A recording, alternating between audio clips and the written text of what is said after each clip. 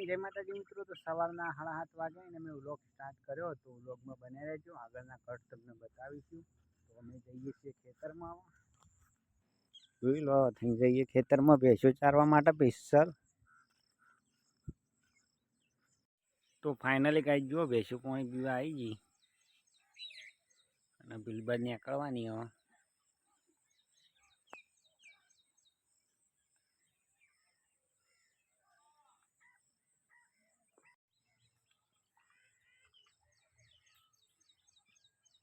તો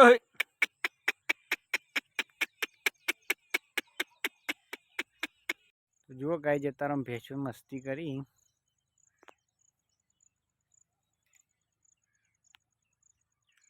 ચરવામાં તારા ઠાર પડે જોરા આવે તારો મેલા મેલા।